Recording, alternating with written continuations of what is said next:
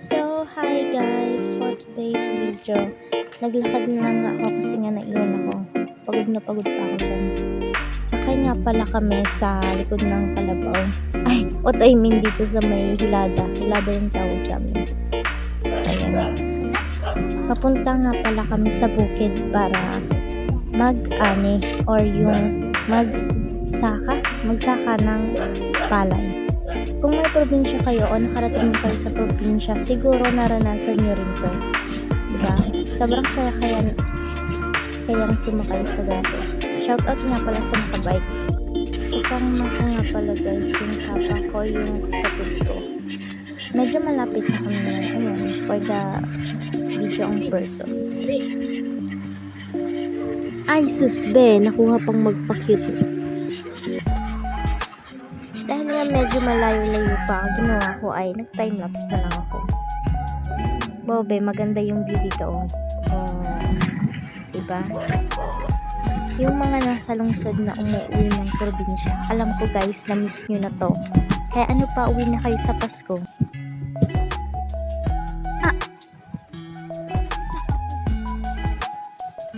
Yung motor namin, nauna pa sa amin, ba't ka dyan nakatambay? May nadaanan pa nga kami na bata. Di ko alam kung sino yun.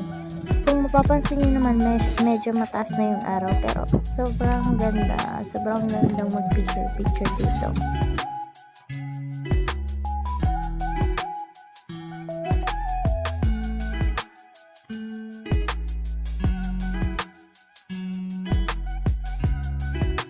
Bumaba na nga pala ako dyan dahil mapapanood ko. At matarik yung daan. Kung makikita niyo, napakaganda ng araw. Si Haring Araw. Dahil nga nang bumadali ako dyan, tig-crop ko na yung video. At muntikan pa akong maligaw dito. Makakasobra ako ng daan. Kaya pinauna ko na sila. Ayun yun pala yung daan. Tapos dire-dire. Malapit na kami. At andito na nga po ako sa baba. Kung makikita niyo yung mga banana. Ayun po yung palay namin. Ayan. So si Papa kasi nagpapaani. Ayun nagsasaka yung tito ko dyan. Okay, mainit na. Kaya ayun, nakakapagod din naman yung maghapon na to.